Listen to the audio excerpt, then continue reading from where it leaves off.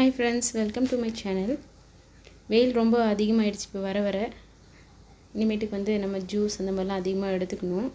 நான் இன்றைக்கி வந்து முலாம்பழம் ஜூஸ் செய்கிறேன். எப்படி செய்கிறதுன்னு பார்க்கலாம் வாங்க. அதுக்கு நான் ஒரு பெரிய சைஸ் முலாம்பழம் வந்து எடுத்திருக்கேன். அதை வந்து நம்ம ரெண்டாக இந்த மாதிரி கட் பண்ணிக்கலாம்.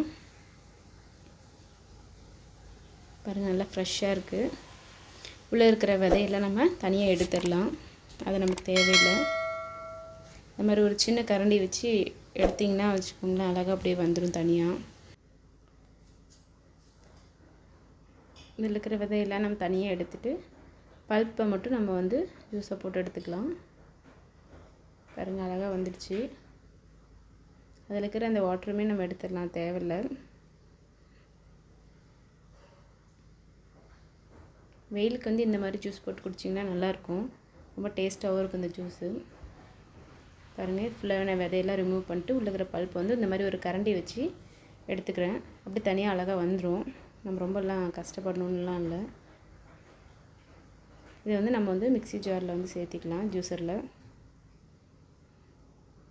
இதுக்கு வந்து ஜூஸரில் தான் நம்ம இந்த ஜூஸ் போடணுன்னுலாம் ஒன்றும் கிடையாது. நம்ம மிக்சிலே போட்டால் கூட இது வந்து நல்லாவே வரும். பாருங்கள், நான் எல்லா பல்ப்பையும் வந்து இந்த மாதிரி எடுத்து சேர்த்திக்கிட்டேன்.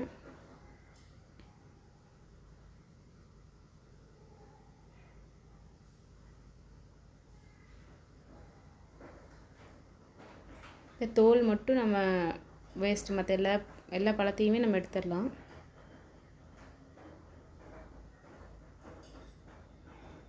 அவ்வளோதான், ஃபுல்லாக கம்ப்ளீட்டாகவே வந்துடுச்சு. பார்க்கவே அழகாக இருக்குது, பவுல் மாதிரி.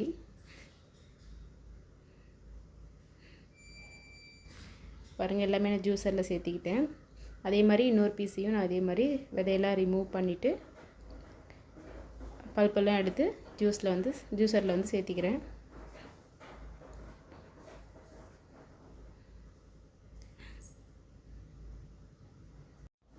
நான் இந்த பழத்தில் வந்து 2 டம்ளர் ஜூஸ் வந்து போடுவேன். இதுக்கு தண்ணியை தான் நம்ம எதுவும் சேர்த்த தேவையில்லை.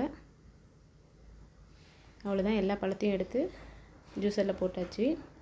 இப்போ இதுக்கு தேவையான அளவுக்கு சர்க்கரை சேர்த்திக்கலாம். நான் இதுக்கு வந்து 2 ஸ்பூன் சர்க்கரை வந்து சேர்த்திக்கிறேன்.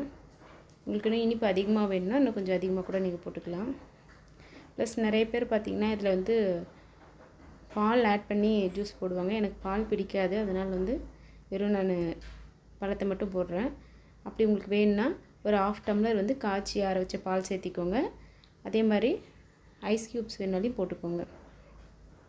இப்போ நான் வந்து இதை வந்து ஜூஸ் போட்டு எடுத்துக்கிறேன்.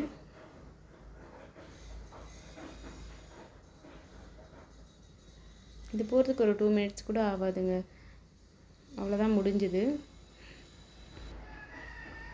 பாருங்கள், இப்படி நல்லா வந்து ஜூஸ் வந்து மிக்ஸ் ஆகி வந்திருக்கு.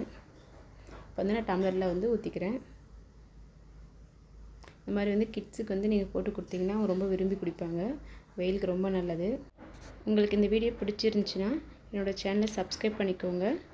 Thank you friends.